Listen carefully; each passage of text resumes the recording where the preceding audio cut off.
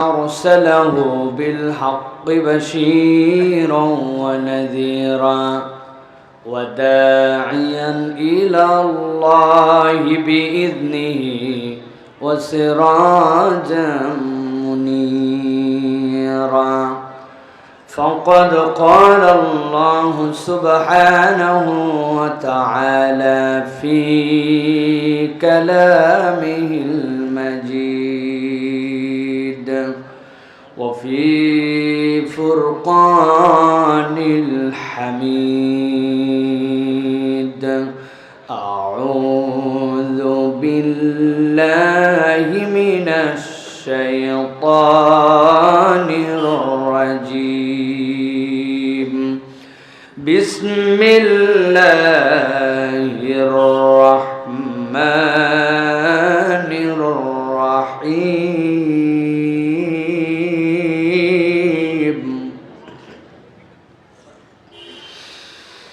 ما أصاب من مصيبة إلا بإذن الله،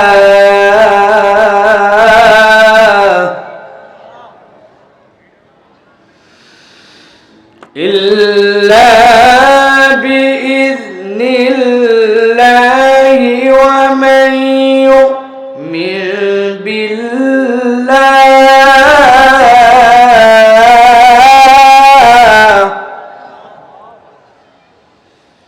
ومن يؤمن بالله يهد قلبه، والله بكل شيء عليم.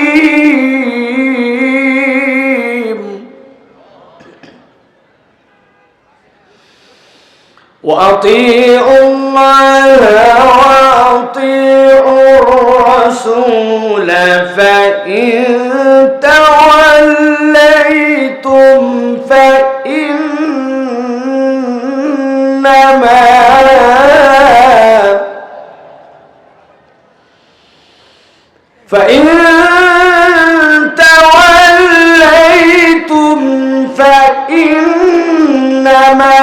على رسولنا البلاغ المبين.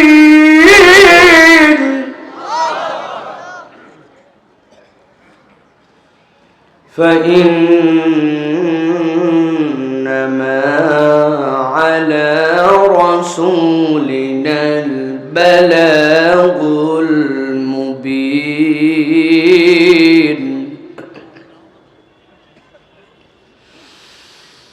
فإن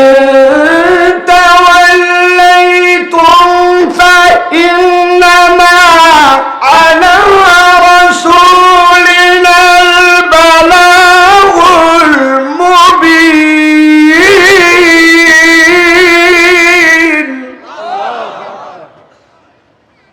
فإنما على رسولنا البلاغ المبين.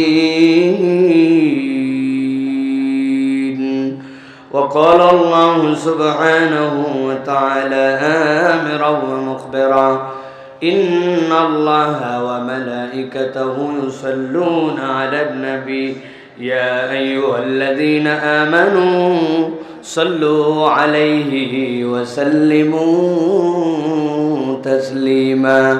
اللهم صل على محمد وعلى آل محمد كما صليت على إبراهيم وعلى آل إبراهيم إنك حميد مجيد. اللهم بارك على محمد وعلى آل محمد كما باركت على إبراهيم وعلى آل إبراهيم إنك حميد مجيد. আলহামদুলিল্লাহ, আল্লাহ রাব্বুল আমিনের শুকর গুজার হচ্ছি যে আল্লাহ রাব্বুল আমিন আমাদেরকে বাংলাদেশের রাজধানী ঢাকার অন্যতম প্রাণ কেন্দ্র আমাদের মিরপুর অঞ্চলের আজকের এই পাইকপাড়া সরকারি কলোনি ডি টাইপ মাঠে আজকে আমাদেরকে ডি টাইপ জামে মসজিদ কমিটি এবং পাইকপাড়া কলোনির যৌথ উদ্যোগে আজকের এই 17তম বাৎসরিক ওয়াজ মাহফিলে আসার বসার তৌফিক, যোগ্যতা, সুস্থতা, পরিবেশ পরিস্থিতি, মন মানসিকতা দান করেছেন সে আল্লাহ রাব্বুল আলামিনের কাছে আমরা সর্বাগ্রে কালিমাতুশ শুকর আদায় করছি। সকলে আনন্দ চিত্তে বুলন্দ আওয়াজে আল্লাহকে খুশি করার জন্য পড়ছি আলহামদুলিল্লাহ। আজকের এই মোবারক মজলিসের সুযোগ্য সম্মানিত সভাপতি, যিনি পাইকপাড়া সরকারি কলোনি ডি টাইপ জামে মসজিদেরও সম্মানিত সভাপতি জনাব বদরুল আলম সাহেব, আজকের মাহফিল পরিচালনায় আছেন জনাব মনিরুজ্জামান সাহেব, আজকের মাহফিলের আহ্বান করেছেন সকলের পক্ষে লোকমান হোসেন সাহেব এবং জনাব গোলাম মোর্শেদ সাহেব, মঞ্চে উপবিষ্ট আছেন বিভিন্ন পর্যায়ের গণ্যমান্য ব্যক্তিবর্গ। আমার প্রিয় ভাই এখানে আপনাদের মাঝে শামীম ভাই, যিনি পুলিশ ডিপার্টমেন্টে আছেন, তিনি উপস্থিত আছেন। মূলত আমাদের সম্মানিত ব্যক্তিবর্গ আহ্বান করেছেন, কিন্তু শামীম ভাইয়ের সাথে আমাদের একটা বন্ধুত্বপূর্ণ সম্পর্ক, এই আবদারটাও আজকের এখানে হাজির হওয়ার আমার অন্যতম একটি কারণ। সাথে সাথে আজকে কথা বলেছেন মুফতি মোহাম্মদ আবদুল্লাহ নাটোরি, কিছুক্ষণ পর্বে কথা বললেন মুফতি ফয়সাল আহমদ জাকারিয়া ভাই, মঞ্চে উপবিষ্ট আছেন বিভিন্ন পর্যায়ের গণ্যমান্য ব্যক্তিবর্গ, আমার সামনে উপবিষ্ট সম্মানিত মুরব্বিয়ানে কেরাম, আমার প্রিয় তরুণ যুবকেরা, স্নেহের ছোটরা, আপনারা ভালো আছেন ভাই? সবাই আপনারা ভালো আছেন ভাই? আমি কিন্তু আপনাদের মহল্লার বাসিন্দা, একরকম দারুস সালাম তো কাছেই, তো সেই হিসাবে একই অঞ্চলেই আমরা থাকি। অনেক মাহফিল ছোটবেলার থেকে কলোনির ভিতরে আমরা দেখেছি এবং শুনতেও এসেছি। আজকে প্রথম এই কলোনিতে আল্লাহ রাব্বুল আমিন কথা বলার সুযোগ দান করেছেন, এজন্য আমার কাছেও ভালো লেগেছে যে আলহামদুলিল্লাহ এই জায়গাতে আল্লাহ রাব্বুল আলামিন কথা বলার মতো আল্লাহ পরিবেশ দিয়েছেন, আমরা কিছু কথা শোনার জন্য এসেছি আলহামদুলিল্লাহ। প্রিয় ভাইয়েরা, আমরা এই যে গভীর রাত হওয়ার পথে ঢাকার মানুষ শত ব্যস্ততাকে উপেক্ষা করে আমরা যারা এখানে কোরআনুল কারীমের কথা শোনার জন্য আসলাম, আল্লাহ আমাদেরকে আসার তৌফিক দিলেন, এটা আল্লাহ রাব্বুল আলামিনের একটা দয়া এবং রহমত, ঠিক কি না? আপনাদের কি মনে হয় ভাই, আমাদের এই কলোনি এবং আশপাশে যত পুরুষ মানুষ আছে তার যদি 1/3ও আসে, আমাদের তেমনি জায়গা নাই, তারপরেও কি এই 1/3 মানুষকে কি জায়গা দেওয়ার মতো আমাদের ক্ষমতা আছে? কত মানুষ, কিন্তু সব মানুষের নসিবে আশা বসা হয় না, সব মানুষ হৃদয় নিয়ে আসতেও পারে না। আপনি যদি খুঁজে দেখেন এই মুহূর্তে মাহফিলে না এসে যদি কেউ ঘোরাফেরা করে, এর 80% মানুষ অকারণে ঘুরতেছে। কেননা শুক্রবার দিনে রাত 10টার পরে আপনার কি ব্যস্ততা আছে আপনি ব্যাখ্যা না করলে আমরা বুঝতে পারবো না, কি ভাই? তবে কিছু মানুষের ব্যস্ততা আছে, তাদের মোবাইল ঠেলতে হচ্ছে, কিছু মানুষের ব্যস্ততা আছে অযথাই স্ক্রল করতে হচ্ছে, কিছু মানুষের ব্যস্ততা আছে রাত্রে খাওয়ার পরে একটু আছে না, বাড়িতে বলে আসছে আমাদের কিন্তু আজকে বাৎসরিক ওয়াজ মাহফিল, মা আমার আসতে কিন্তু দেরি হবে। উনি আসলে মাহফিলে নাই, উনি আছে বন্ধু বান্ধবদের টান দেওয়াতে। ঢাকার মানুষের উপর 3টা জিনিসের বিরাট আকর্ষণ, চা, পান, টান, ঠিক না ভাই? প্রথমে একটা চা, তারপরে পান, তারপরে টান, ঠিক না? আহা, এই কাজে যদি আপনি থাকেন, আমি আল্লাহর ওয়াস্তে আপনাকে বলবো মেহেরবানি করে আপনি ঘরে ঢুকে যান, কারণ আপনি যে উদ্দেশ্যে বেরিয়েছেন ওই উদ্দেশ্যে না আসলে আপনাকে বাড়িতে যেতে হবে। মাহফিল শোনা আপনার জন্য ওয়াজিব, ফরজ নয়, কিন্তু মাহফিলের নামে প্রতারণা করা আপনার জন্য হারাম, ঠিক না? আপনি বলে আসছেন আমি ওয়াজে যাচ্ছি আর আপনি ডুড্ডামি করে বেড়াচ্ছেন, তা হবে না। হয় ভিতরে যাবেন, না হয় আপনি মাহফিলে আসবেন, যে কোনো একটা। আমাদের আবার ঢাকার মানুষজন তো স্মার্ট মানুষ, অনেকে বলে হুজুর দূরে দূরে মাইক, ওয়াজ ভিতরে আছে শোনা লাগবে, মন কি ঠেকা পড়ছে, কথা বলেন। আমি আপনাদের কাছে বলি ঢাকার ভাইয়েরা, আমরা মোবাইলে 2 ভাবে ইন্টারনেট ব্যবহার করি, কয়ভাবে? কথা বলেন। ওই যে মুরব্বী দেখেন, উনি বলতেছে, উনি 2 ভাবের কি বুঝতেছেন? একটা হচ্ছে সেলফ ডাটা আর একটা ওয়াইফাই ডাটা। কি ডাটা? সেলফ ডাটা, আপনার ফোনের ডাটা সেট আছে, আপনি ব্যবহার করেন। আর একটা ওয়াইফাই, আপনার একটা রাউটার আছে, বাড়িতে ওর রেঞ্জ আছে, আপনার একটা অ্যান্ড্রয়েড অথবা আইফোন, আপনার মোবাইল আছে, পাসওয়ার্ড জানেন, ওই ডাটার থেকে আপনি ঢুকলে রেঞ্জের মধ্যে আসলে আপনি ওয়াইফাই ব্যবহার করতে পারেন, ঠিক কি না? এখন কোনো একদিন আপনার প্রয়োজন পড়ছে কল্যাণপুর যাওয়ার অথবা 1 নম্বরে বাজার করতে যাওয়ার, আপনি ডি টাইপ কলোনির ভিতর থেকে 1 নম্বরে গেছেন, 1 নম্বর কাঁচা বাজারে আপনার মোবাইলের রাউটার ধরবে তো? বুঝে বলেন, ধরবে তো? কারণ কি ভাই? আপনার নেটওয়ার্ক নাই, ইন্টারনেটের বিল দেন নাই কি, নাকি মোবাইল নাই? সব আছে, কিন্তু হুজুর এটার একটা ডিস্টেন্স আছে, আপনি ওই নেটওয়ার্কের বাইরে চলে গেছেন, ঠিক না? আপনি এইটা যদি বোঝেন তাহলে এটা কেন বোঝেন না? দূরে মাইক দেওয়া হয় অনেক সময় মাহফিলটা হচ্ছে জানানোর জন্য, মহিলারা যেন কথা শুনতে পারেন এই জন্য, কিন্তু পুরুষদের জন্য প্যান্ডেল করা হয়েছে। আপনি ওয়াজ শুনতে পারেন ওয়াইফাই ইন্টারনেটে, আপনি ওয়াজ শুনতে পারেন দূরে, আপনার ওয়াজ শোনা হবে, কিন্তু এই যে প্যান্ডেল, এটা আল্লাহর রহমতের ওয়াইফাই জোন। বান্দা যখন এর ভিতরে আসে বসে কথা শোনে, আল্লাহ ওই বান্দাদেরকে ফেরেশতা দিয়ে দোয়া করায়া আল্লাহ ওই বান্দাকে ক্ষমা করে দেন, সুবহানাল্লাহ। ওটা আপনি দূরের মাইক 1 নম্বর থেকে শুনলে কাম হবে? এই জন্য আমি বলতেছি প্রিয় ভাইয়েরা, আমি আপনাদের কাছে দীর্ঘ সময় কথা বলবো না, নির্ধারিত প্রসঙ্গে অল্প সময় কথা বলবো। যাদের সুযোগ আছে দয়া করে এই কোরআনের মাহফিলকে সম্মান করে আল্লাহর ওয়াস্তে ভিতরে ঢোকেন, আস্তে করে বসে পড়েন। ইনশাআল্লাহ এই সময়টুকু জান্নাতের উচ্চ মাকাম পাওয়ার জন্য আল্লাহর কাছে ইবাদত হিসাবে বিবেচিত হবে ইনশাআল্লাহ। আল্লাহ যেন আমাদেরকে কবুল করেন, বলেন আল্লাহুম্মা আমিন। প্রিয় ভাইয়েরা, এই দুনিয়াতে মানুষের নিয়ম, মানুষ যে জিনিসের দাম জানে ওই জিনিসের মূল্য দেয়। কথা কি ঠিক ভাই? কথা কি ঠিক? 3 দিন আগে একটা ভিডিও দেখছি, ভিডিওতে দেখি অনেক জায়গায় মাইকিং করে, আমাদের এলাকাতেও দেখছি মাইক নিয়ে সকালবেলা হকাররা আসে, ভাঙা চূড়া মোবাইল, হ্যাঁ, টিভি, ফ্রিজ, টেলিফোন বেচতে পারেন।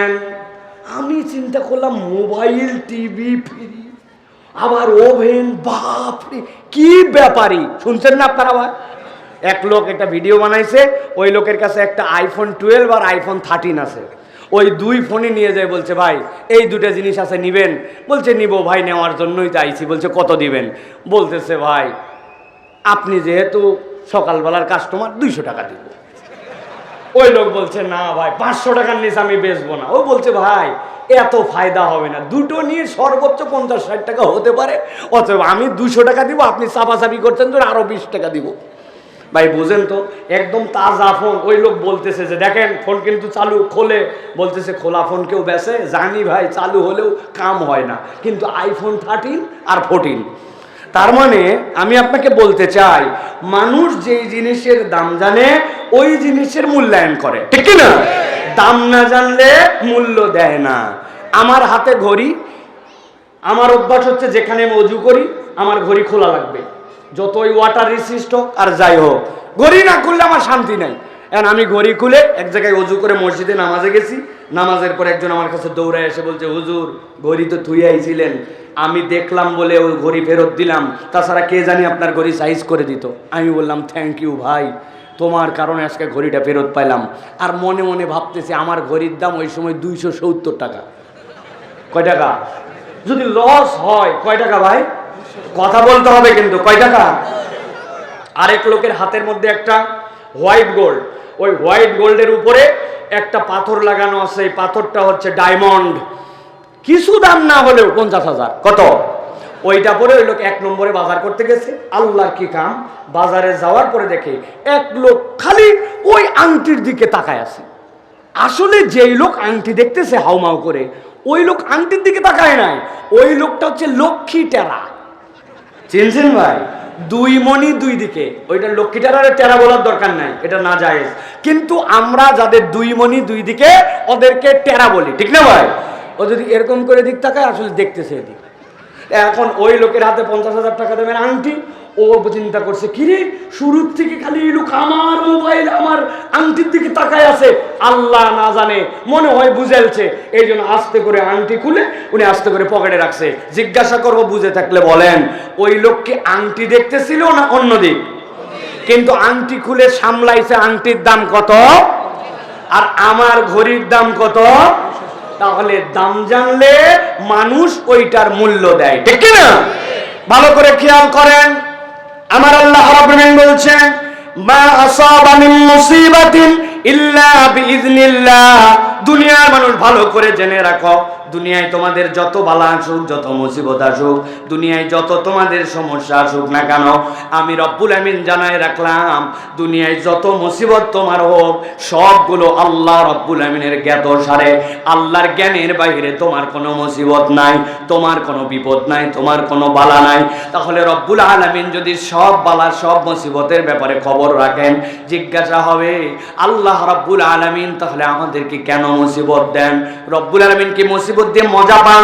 বান্দা বিপদে পড়ুক আল্লাহ এটা দেখে কি তৃপ্তি পান? নাউযুবিল্লাহ।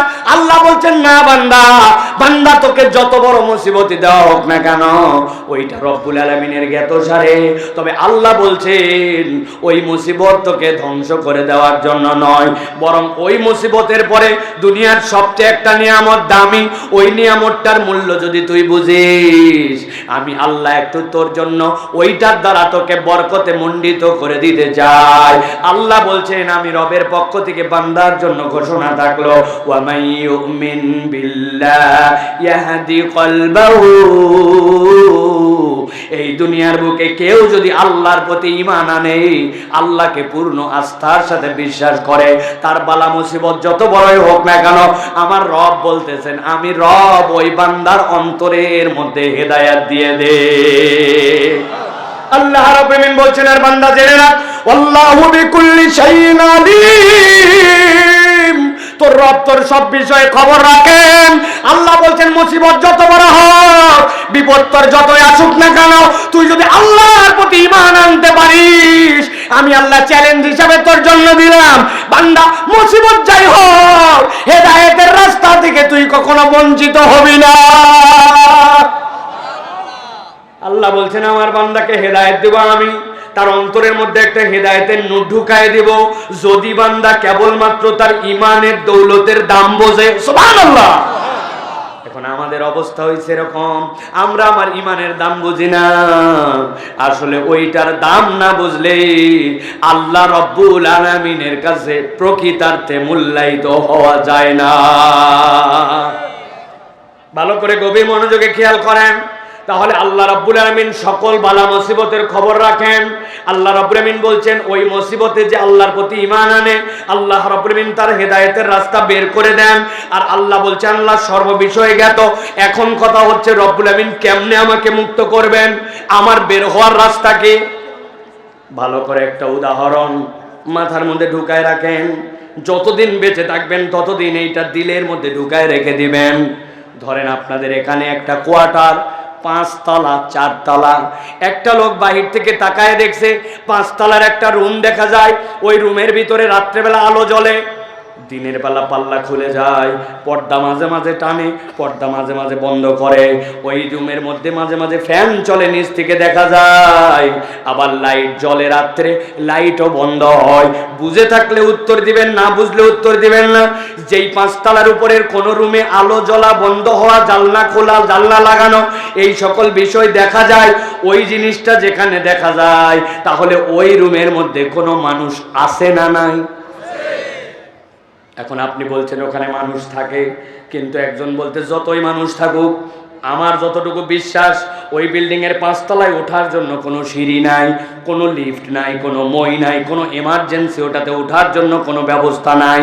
যদি কোনো লোক বলে যে উপরে মানুষ থাকে 5 তলায় কিন্তু ওইটাতে ওঠার জন্য কোনো ব্যবস্থা নাই, বুঝে থাকলে বলেন তো তাহলে আপনি ওই লোককে কি বলবেন? স্বাভাবিক মানুষ না পাগল? কারণ ওই লোকের পাগল। আপনি পাগল বলবেন কেন? হুজুর ওই লোকের স্ক্রু ঢিল, ঠিক কিনা? আন্দাজে ঠিক বলেন না। মানুষের স্ক্রু কোথায় থাকে? বলবেন হুজুর আসলে এই পাগল আর এই স্ক্রু দ্বারা মূল ওই উদ্দেশ্যে বোঝানো হয় না, মূলত বোঝানো হয়েছে ওই লোকের মাথা স্বাভাবিক নয়, ঠিক কিনা? ভালো করে খেয়াল করেন, আল্লাহ রাব্বুল আমিন বালা মুসিবত জানেন, আল্লাহ রাব্বুল আমিন উদ্ধার করবেন। কিন্তু আল্লাহ রাব্বুল আমিন বলছেন, আল্লাহ রাব্বুল আমিনের একটা তরিকা আছে, বান্দা তুমি যদি ওই মুসিবত থেকে বাঁচতে চাও, রব্বুল আমিন তোমার জন্য দুইটা সিঁড়ির ব্যবস্থা করেছেন। আল্লাহ কোরআনে বলছেন, ওয়া আতিউল্লাহ ওয়া আতিউর রাসূল। এই দুনিয়ার মানুষ, তুমি যদি আল্লাহর কাছে প্রকৃতার্থে মুক্তি চাও, বালে মুসিবত থেকে নিষ্কৃতি চাও, আমি আল্লাহ বললাম 1 নম্বর সিঁড়ির নাম তোমাকে আল্লাহর অনুসরণ করতে হবে। আতিউল্লাহ, রব্বুল আলামিনকে আপনাকে মেনে নিতে হবে। রব্বুল আলামিন আপনাকে যা বলেছেন ওই নির্দেশের মধ্যে পূর্ণ ঢুকতে হবে। এখন মুসিবতও আমাদের আছে, দাবি তো ঈমানও আমাদের আছে, কিন্তু আমাদের মুসিবতের সময় আমাদের উদ্ধার হয় না। আপনি তাকালে দেখবেন প্রত্যেকের আমাদের জীবনের দিকে আল্লাহর পূর্ণ ইতাআত আমাদের জীবনে নাই, ঠিক না? ধানাই পড়াই আমার যতটুকু মন চাইছে আমি ততটুকু ইতাআত করছি। আল্লাহ বলছেন না, আল্লাহর ইতাআত লাগবে ও আতিউর রাসূল, আর তোমার ইতাআতটা আমার রাসূলের তরিকায় হতে হবে। যদি এই দুই জিনিস ঠিক হয় তাহলে আল্লাহ বলছেন আমি গ্যারান্টার হলাম, মুসিবত যতই হোক উদ্ধার করে দেওয়ার দায়িত্ব আল্লাহ। জিজ্ঞাসা করব ঢাকার মুসলমান, সংক্ষিপ্তভাবে বোঝার চেষ্টা করেন। আমরা তো জানি আল্লাহর ইতাআত করা লাগবে, নবীর তরিকায় আমাদেরকে চলতে হবে, জানি সকলে, কিন্তু কেন আমরা এটা মানতে পারি না? কখনো কি ভেবে দেখছেন নাকি? আমি আপনাদের কাছে 7 থেকে 10টা সেকেন্ড আপনাদের কাছে একটু সময় দিতে চাই, একটু শেয়ার করেন, একটু চিন্তা করেন তো। আল্লাহর অনুসরণ করতে হবে, আল্লাহকে মানতে হবে, জানি সবাই, কিন্তু তারপরেও কেন আমরা আল্লাহর অনুসরণে ঢুকতে পারতেছি না? একটু চিন্তা করেন। আমি জানি আপনারা চিন্তা করতেছেন এবং আপনাদের প্রত্যেকের চিন্তা আলাদা, ডিফারেন্ট পিপুল, আপনাদের ডিফারেন্ট দৃষ্টিভঙ্গি থাকবে।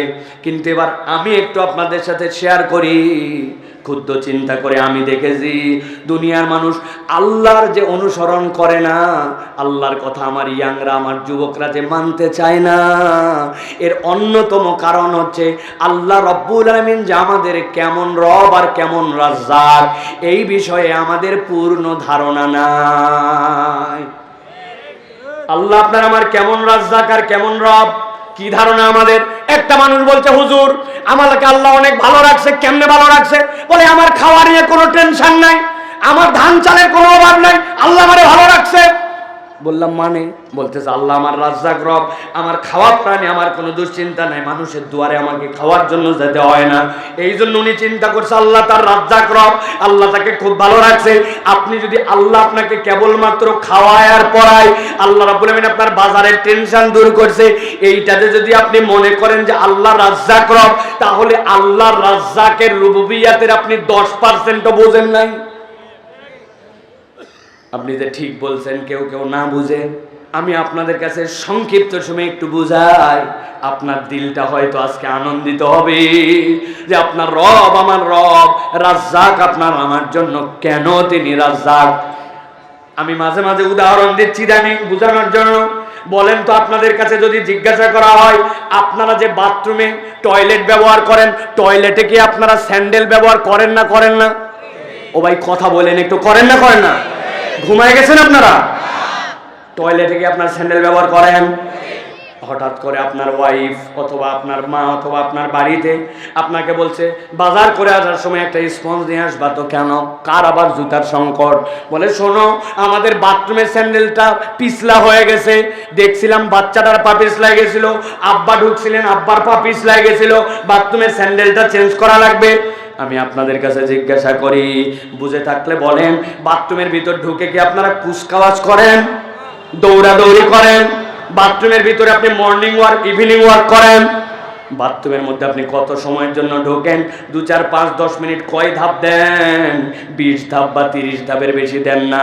কিন্তু 5 মাস 6 মাস না যেতে ওই জুতার তলা খোয়া যায়, ওই জুতার ফিতা আপনার পায়ের তলায় বেঁধে। এই জন্য আপনার বাথরুমের স্যান্ডেল পরিবর্তন করা লাগে। বান্দা একবার চিন্তা করলো না যেই বান্দার পায়ের তলার স্যান্ডেল 6 মাস 20 ধাপের বেশি দেওয়া লাগে না বাথরুমে, ওই জুতার তলা খোয়ায় যায়। অথচ 50-60 বছর বয়স হয়ে গেল, পুরা বাড়িতে খালি পায়ে হাঁটে, খালি পায়ে ফুটবল খেলে, খালি পায়ে ধান লাগায়, খালি পায়ে ঘোরাফেরা করে, বাড়ির মধ্যে দৌড়ায়, সবসময় খালি পায়ে থাকার হার আমার 80%। অথচ পায়ের তলের জুতা খোয়াইলো, আর আমার পায়ের তলার চিকন চামড়া, ওই চামড়াটা 60 বছর 70 বছর হলো, আমার পায়ের তলা কখনো ফুটা হয়ে রক্ত বের হলো না। ঠিক না? আল্লাহ রাব্বুল আলামিন বলছেন, ইন্নাল্লাহা হুয়ার রাজ্জাকু যুল কুওয়াতিল মাতিন। বান্দা, তুই তোর রবকে চিনতে পারিস না, তোর রব তোকে কোন যত্ন নিয়ে তারবিয়াত করে। একবার তুই ভেবে দেখ, তোর পায়ের তলা যদি খোয়াইতে শুরু করতো, তাহলে 70 বছরের মুরব্বী যারা, 1 নম্বরে তাদের কাল্লাগুলা খালি রাস্তাতে ঘুরে বেড়াতো। আমার বয়স 40-এর কাছে, আমার মাজা পর্যন্ত নাই, ঠিক না? আর 90 বছর হলে খালি কান রাস্তাতে ঘুরে বেড়ায়। আপনি হিসাব করেন নাই রব্বুল আলামিন আপনার আমার কেমন রব। এখানে কোনো ভাই যদি 70 বছর বয়সী থাকেন, একটু হাত তোলেন তো ভাই।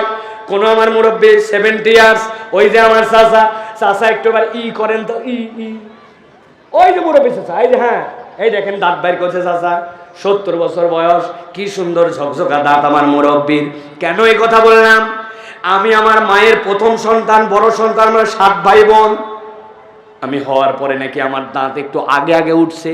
বাচ্চা কাচ্চার যে দাঁত ওঠে 10-11 মাসে দাঁত উঠে গেছে সামনের 2টা। যেই মায়ের সন্তানদের দাঁত উঠে আগে, ওই মায়েরাই কষ্টটা জানে। মায়েরা জানে কেন, ভাঙ্গিও তো বলার দরকার নাই, ঠিক না? আমার দাঁত উঠছে ওই যে 1-1.5 বছর বয়সে, আজকে 40 বছর মুরব্বী 70 বছর। আপনি কখনো কি খেয়াল করে দেখছেন, ওই যে আধা ইঞ্চি দাঁত যেইটা বড় হলো, ওই দাঁত ওই জায়গায় এসে থেমে গেল। 70 বছরে আপনার দাঁত আর বাড়লো না। আর প্রত্যেক বৃহস্পতিবার না আসতে নেল কাটার নিয়ে বসতে হয়, নখ না কাটলে বড় হয়ে যায়। আপনার রব কেমন রব? একই শরীরে আপনার নখ বাড়লো আর আপনার দাঁত বাড়লো না। গোপ যদি আপনি না কাটেন তাইলে আপনার চলে না, অথচ গোপের থেকে 4 আঙ্গুল মাপে উপরে, ওই জায়গাতে আপনার ভুরু আর চোখের পাপড়ি, কোনোদিন ওইটা কাটা লাগলো না। আল্লাহ বলছেন, তুমি তোমার রবকে চিনতে পারো নাই, কত যত্ন করে রব তোমাকে লালন করেন। সুবহানাল্লাহ। ওই রবকে আমি চিনি নাই, যেই রব আমাকে এরকম নিয়ামতের রাজিতে ভাষায় রেখেছেন। আমি জিজ্ঞাসা করবো, উত্তর দিবেন ভালো করে। 4টা জিনিসের নাম বলবো, চিনলে হ্যাঁ বলবেন, না চিনলে কথা বলবেন না। তবে চিনলে না বললে কিন্তু খবর আছে। 1 নম্বর বলবো মরিচ, চেনেন? লবণ, রসগোল্লা, তেঁতুল।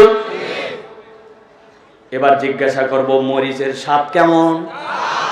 রসগোল্লা, তেঁতুল, লবণ, তিতে। ভালো করে খেয়াল করেন, এমনি এমনি এটা জিজ্ঞাসা করাই নাই, বোঝানোর জন্য। আপনি ঝাল, লবণ, ওইটা দিয়ে আপনি তেঁতুল মাখায় মাখায় খাইছেন, খাওয়ার পরে ঝাল লেগে গেছে, আপনি শেষে একটু রসগোল্লা খাইছেন। আবার আপনি একদিন বাড়িতে ভাত খাইছেন, কল্লা দিয়ে প্রথমে মাখায় খাইছেন, এরপরে গরুর গোস্ত খাইছেন, তারপরে শেষের দিকে একটু সিলেটের মানুষ হলে ট্যাঙ্গা খাইছে, এরপরে শেষে দই মিষ্টি খাইছে, একই পেটের মধ্যে গেছে, ঠিক না? ভালো করে বুঝে থাকলে বলেন, কথা কিন্তু ঠান্ডা মাথায় বোঝেন। আপনার পেটের মধ্যে যেই না সব চলে গেছে, রব্বুল আমিন আপনার পেটের মধ্যে ঢুকাইছেন এইগুলা, এই পর্যন্ত থামেন। এবার একটু ভিন্ন জায়গায় জিজ্ঞাসা করি। এখানে অনেক তরুণ যুবক দেখা যায়, জীবনে একবার হলেও বাইক চালাইছেন, যারা হাত তোলেন। মোটরসাইকেল চালাইছেন জীবনে একবার হলেও, আরে নিজের না অন্যেরটা চালাইছেন একবার। হাত নামান। একদিন হঠাৎ করে বাইক নিয়ে যাচ্ছেন, শ্যামলী পার হয়েছেন, কেবল পার হওয়ার পরে দেখেন বাইক করে থাম। কি রে, বাইক তো থামার কথা না, বাইক কেন থামলো? ডানের দিকে কাট করছে খানিকক্ষণ, বামে কাট করছে অনেকক্ষণ, ঝুঁকাইছে, তারপরে খেয়াল করছে বাইকের ভিতরে কি নাই। কথা বললেন না যারা, কি নাই? আস্তে করে ডানে বামে তাকায়া, শ্যামলির টায়ারের দোকানের আগে বামে ওই জায়গায় চিপা একটা গলি আছে, ওই জায়গায় বাইকটা আস্তে করে নিয়ে আস্তে করে জিপার খুলছে। জিপার খুলে সিলিন্ডারের যে জায়গায় তেল ঢুকানো লাগবে এটা ফাঁকা করে আস্তে করে ভিতরে কাম সেরে দিছে। বুঝে থাকলে বলেন তো, যেহেতু তেল নাই, এখন নিজের তেল ভিতরে দিছে, বাইক চলবে তো? যারা বললেন না তারা বোঝেন না বাইক চলবে তো। কেন চলবে না? আমি আমার বাইক আমার নিজের শরীরের জিনিস চলবে। চলবে তো না, উল্টা ইঞ্জিন খারাপ হয়ে যেতে পারে, ঠিক না? এমনি এমনি হাসানোর জন্য এটা বলি নাই। আপনার বাইক, ওই বাইকে ব্রেক কষার জন্য ব্রেক অয়েল দেওয়া লাগে, ওই জায়গায় অকটেন দেওয়া যায় না। যেই জায়গায় অকটেন ওই জায়গায় প্রস্রাব দেওয়া যায় না। যেই জায়গায় গিয়ার অয়েল ওই জায়গাতে ব্রেক অয়েল ঢালা যায় না। একই বাইকের কত ফাংশন, অথচ আপনি খাইলেন 4, 5, 10 ধরনের জিনিস পেটের মধ্যে চলে গেল। রব্বুল আমিন এর পরে আপনাকে ওখানে 6 থেকে 7টা আল্লাহ রব্বুল আমিন ওই জায়গায় সুন্দর করে অক্সিডেন্ট কতগুলা পাঠান। রব্বুল আমিন ওই জায়গায় জারক রস দেন, ওইগুলো এটাকে ভেঙে ফেলে, এরপরে মন্ডু বানায়। এরপরে আপনার আমার যে নারীর সার্কেল ওর মধ্যে ঢুকে যায়, চিপে চিপে সবগুলোকে রব্বুল আমিন বের করে একটা জায়গায় জড়ো করান। এরপরে ওই জায়গাতে আছে তিতা, ওই জায়গায় আছে মিষ্টি, ওই জায়গায় আছে টক, ওই জায়গায় আছে লবণ, ওই জায়গায় আছে ঝাল। আল্লাহ সবগুলাকে এরপরে অল্প সময়ের মধ্যে কতগুলা টক্সিন দিয়া সবগুলাকে রব্বুল আমিন সুগারে রূপান্তর করে দেন। সবগুলো জায়গায় চিনি হয়ে যায়। আপনার পেটের মধ্যে চলে গেছে, আপনি পাঠাইছেন, আপনি হাত নড়াচ্ছেন এরকম করে, এই জায়গায় আপনার জন্য মোবাইল লাগে, কিন্তু এটা আপনার চিন্তা নয়। প্রত্যেক দিন 22,000 বার চোখের পলক ফেলেন, আপনার চিন্তা নাই। অথচ গাড়ির ড্যাশবোর্ড খুলে খুলে দেখা লাগে ওয়াইফাই চালানোর জন্য পানি আছে কিনা। ওয়াইফাই যদি পানি না থাকে বলে ঠিক আছে এখন চালাস না, কারণ গ্লাসের উপরে যে বালুগুলো আছে ওইটাতে গ্লাসগুলা কিচকিচা হয়ে দাগ হয়ে যাবে, ঠিক না? অথচ আপনি 22,000 বার চোখের পলক ফেললেন। কবে আপনি চোখের জন্য এখানে পানি দিয়েছিলেন? হাতের পরে হাত নড়ালেন, পায়ের পরে পা চালায় গেলেন, কবে আপনি মোবাইল দিয়েছিলেন? আপনার কোনো চিন্তা নয়। আপনি ডিফারেন্ট কাইন্ড অফ জিনিস খাইছেন, সবগুলা পেটে ঢুকায়া রব্বুল আমিন যেখানে যেটাকে সাপ্লাই করা লাগবে আল্লাহ নিজ কুদরতে সেটা পাঠায় দেন। আল্লাহ বলছেন, বান্দা তুই তো রবকে চিনিস নাই, তোর রবকে যদি চিনতি তাহলে আল্লাহ ছাড়া বান্দা অন্য কারো কথা শুনতো না, ঠিক না? কি ভাব মারো তুমি রে ভাই? বাপরে, জিন্সের প্যান্ট, উপরে শার্ট, চলাফেরা, হাতের মধ্যে একটা অ্যান্ড্রয়েড মোবাইল, ঢাকে ঢাকায় চিন্তা করছে আমার উপরে আর কোনো স্মার্ট ছেলে পেলেই নয়। আছে না? নামাজ পড়ে না, কালাম পড়ে না, ডুড্ডামি করে, আড্ডামি করে, ফালতু ফালতু স্টাইলে চলাফেরা করে। মানুষ সামনে তোমাকে কিছু বলে না, কিন্তু তোমার ভাব চক্কর দেখে বহু মানুষ তোমাকে বেয়াদব বলে। ভালো করে জেনো ভাই, কেন এই কথা বললাম? তোমাকে অপমান করার জন্য, শার্ট প্যান্টকে নিন্দা করার জন্য না। শার্ট প্যান্ট পরা নাজায়েজ না, মোবাইল ব্যবহার নাজায়েজ না, কিন্তু তুমি যদি মনে করো এইটাই তোমার স্মার্টনেসের মানদণ্ড, তুমি ভুলের মধ্যে আছো। যে আল্লাহকে মানে, রসুলকে মানে, আল্লাহ রসুলের তরিকায় নিজের জীবন চলায়, ওই ব্যক্তি আল্লাহর কাছে স্মার্ট। স্মার্টনেসের এই ছাড়া আল্লাহর কাছে আর কোনো সংজ্ঞা নাই, কোনো সংজ্ঞা নাই। ইন্না আকরামাকুম ইনদাল্লাহি আতকাকুম। আল্লাহ বলছেন আল্লাহর কাছে সেই সবচেয়ে দামি যেই ব্যক্তি আল্লাহকে ভয় করে। ওর কালার কি, ওর বাড়ি কোথায়, গ্রামে থাকে না শহরে, আরব না আজমে, বাংলা না ইংরেজি, এইগুলো নয়। আল্লাহকে মানে যে আল্লাহর কাছে স্মার্ট সে, ঠিক কি না? কথা ক্লিয়ার? আল্লাহ এই জন্য বলছেন ফাইন তাওয়াল্লাইতুম ফাইন্নামা আলা রাসূলিনাল বালাগুল মুবিন। নবী বলে দেন, অনেককে বলার পরে বলবে শুনলাম না, মানলাম না। আপনিও বলে দেন, তোমাদেরকে দারোগাগিরি করার জন্য আমরা আসি নাই। আল্লাহ রসুলের থেকে মুখ ফিরাই নাও যদি, আমি রসুল কেবল দায়িত্ব পৌঁছায় দেওয়ার। শুনবে কি শুনবেন এটা তোমার ব্যাপার, শুনলে জান্নাত, না শুনলে বুঝে নাও, ঠিক কিনা? অতএব প্রিয় ভাইয়েরা, আজকের আয়োজনে যে আমরা নিজেদের সময় বের করে এই যে হাজারো জনতা মাটির বিছানায় বসে গেছেন, আপনারা কি মনে করতেছেন এটা আমাদের জন্য লাভ আছে না নাই? বুঝে বলেন আছে না নাই? অতএব প্রিয় ভাইরা, আমরা কোরআনুল কারীম থেকে কথা শোনার জন্য আসছি, ঠিক তো? যারা আমার কথা এই জায়গায় ডাইরেক্ট শোনেন নাই তারা মনে করতেছেন মাশাআল্লাহ ওয়াজ তো শুরু হয়ে গেছে, তাই না ভাই?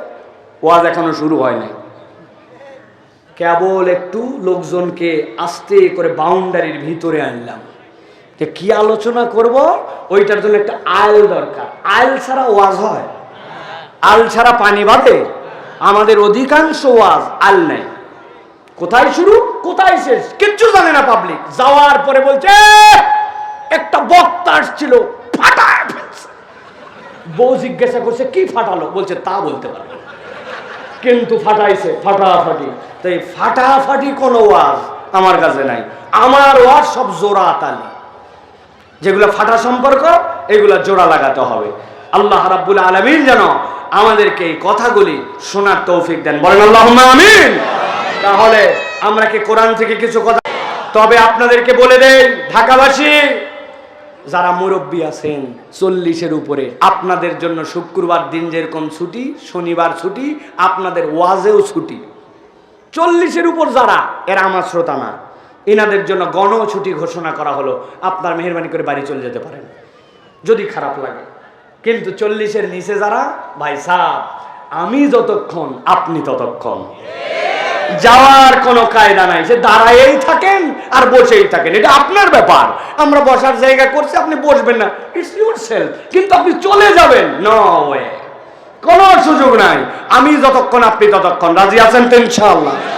কারা কারা আছেন দেখে 2 হাত উঁচু করেন, শক্ত করে তোলেন, হাত নামান। আমরা রাজধানী ঢাকা শহরের লোক না ভাই, হ্যাঁ? চারটিখানি কথা না, একটা দেশ এবং তার ক্যাপিটালে আমরা আছি। আমি আপনাদের কাছে একটু ক্লিয়ার করতে চাই ভাই, আমাদের ঢাকাতে হাত সোজা করার মানে কি এরকম? হ্যাঁ ভাই, হাত সোজা করেন, হ্যাঁ, অথবা ভাই হাত সোজা করেন, এগুলা কোনোটাই হাত সোজা করে না। হাত সোজা করে যদি এইরকম হয়, তা হাতগুলো এইরকম করে সোজা করেন। সোজা করেন সবাই, টান করে হাত নামান। এবার একসাথে তুলবো এবং ডানে বামে তাকায় দেখবো কারা কারা উঠাতে পারে নাই। ঠিক আছে তো? যদি মুরব্বী হন, হাত যদি ভাঙ্গে গেছে, সোজা হয় না, পঙ্গু হাসপাতালে ছিলেন, সে ভিন্ন কথা। কিন্তু আপনার যদি কোনো অসুবিধা না থাকে, কিন্তু অভ্যাস নাই জন্য জ্যাম ধরে গেছে, তাহলে কিন্তু আমরা এটা মেনে নিব না। ডানে বামে তাকায় দেখবো, একসাথে সকলে হাত সোজা করেন। হ্যাঁ, সবাই ডানে বামে তাকায় দেখেন কারা উঠাতে পারে নাই। দেখেন একটু তাকায়া, দেখছেন সবাই? সোজা হয়েছে, সোজা হয়েছে সবাই? সোজা করেন, সোজা। এবার একটু পিছন দিকে টানা দেন, এবার সামনে একটু দেন, এবার ডানে একটু হবে, এবার বামে একটু, মাশাআল্লাহ। এবার সোজা করেন, সোজা সোজা করে একটু নড়াচড়া দেন না, মাশাআল্লাহ। হাত সোজা করেন, সোজা। এবার গলাটা একটু পরিষ্কার করেন, হয় নাই ঢাকাবাসী, হয় নাই। হাত সোজা করে গলা পরিষ্কার দেন, সোজা সোজা সোজা। আমরা এবার আকাশ বাতাস মুখরিত করে আল্লাহ রাব্বুল আলামিনের একটা তাকবীর দিতে চাই। পারবেন ইনশাআল্লাহ? যারা পারবেন তারা হাতটা বুক বরাবর নেন, এই বরাবর, হ্যাঁ বুক বরাবর। আমি যখন বলবো লিল্লাহি তাকবীর, আপনারা তখন হাত দুটো আসমানের দিকে ছুড়ে দিয়ে আল্লাহু আকবার বলে হাত আবার নামাই নেবেন। পারবেন ইনশাআল্লাহ? জীবনের কোন জোরে তাকবীর দেই নাই। আজকে আল্লাহকে খুশি করার জন্য, শয়তানকে পরাজিত করার জন্য, ঈমানকে শান দেওয়ার জন্য, আল্লাহর নামকে আরশে আজিম পর্যন্ত আনন্দের সাথে পৌঁছানোর জন্য একটা আকাশ বাতাস মুখরিত করে তাকবীর দিতে চাই। যারা এরকম বলিষ্ঠ কণ্ঠে তাকবীর দিতে পারবেন তারা বলেন আল্লাহুম্মা আমিন। আর যারা পারবেন না তারা বলেন আল্লাহুম্মা আমিন। আহা, আছে না ভাই? আছে। যত ভামপট্টি দেন কাজ হবে না, আছে না একদল ভাই? আমি দেখছি তো ভাই, সারা দেশ তো ঘুরতেছে, আল্লাহ ঘুরাচ্ছেন প্রিয় ভাই। অনেক পামপট্টি দিয়ে বলছি লিল্লাহি তাকবীর, উনি উত্তর দিছে আল্লাহ, ব্যাটারি নাই। এরকম ব্যাটারি ডাউন না, ব্যাটারি আছে। আর বাইরে যারা মাইকে শুনতেছে তারা বুঝবে যে কি পরিমাণ লোক এখানে আজকে আনন্দ চিত্তে এই রাত্রে আছে। ওনারা মনে করতেছে মাইক দূরে দূরে, ভিতরে লোক নাই, ভিতরে জায়গা নাই। এরকম একটা সাক্ষ্য দেওয়া, তাকবীর দিতে হবে। পারবেন ইনশাআল্লাহ? বুক বরাবর হাত দেবেন। আমি লিল্লাহি তাকবীর বললে উপর দিকে হাত ছুড়ে দিয়ে আল্লাহু আকবার। রেডি সবাই?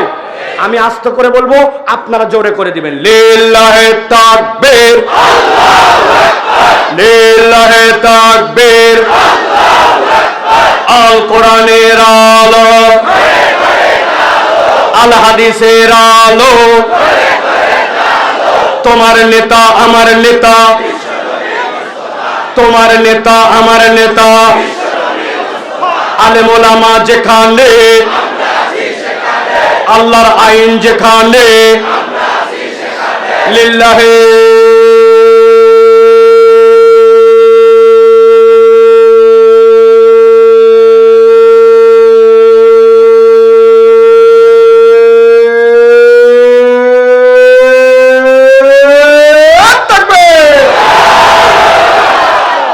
আলহামদুলিল্লাহ, হাত নামান। শয়তান এদিকে 1 নম্বর পার, ওদিকে বাংলা কলেজ পার, ঠিক কিনা? আল্লাহু আকবারের স্লোগান শয়তান সহ্য করে না।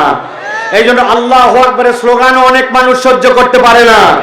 আল্লাহু আকবারের স্লোগান কোন দলীয় স্লোগান নয়, কোন পার্টির স্লোগান নয়, কোন গোষ্ঠীর স্লোগান নয়। আল্লাহু আকবারের স্লোগান ইমানদারের স্লোগান। ইমানদারের হৃদয়ে যতদিন পর্যন্ত ঈমান থাকবে, এই বাংলার জমিনে আল্লাহু আকবারের স্লোগান চলতেই থাকবে, চলতেই থাকবে, চলতেই থাকবে।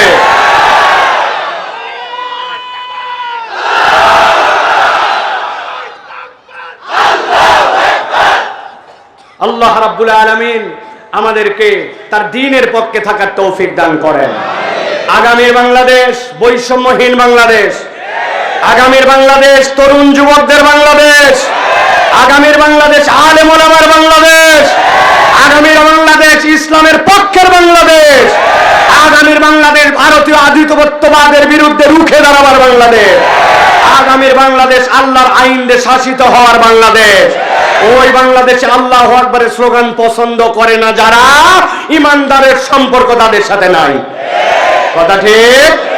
মনে থাকবে তো? আল্লাহ আমাদেরকে কবুল করেন, বলে আল্লাহুম্মা আমিন।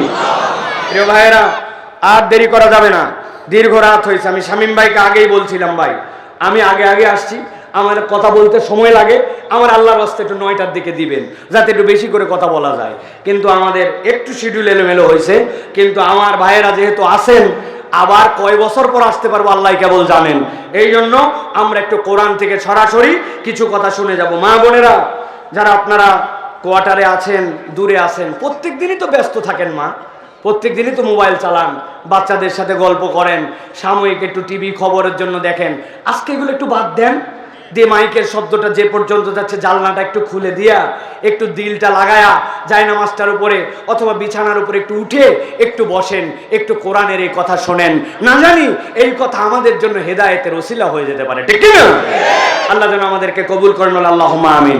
আর দেরি নয়, সরাসরি আমরা এখন কোরআনুল কারীমের মধ্যে প্রবেশ করব।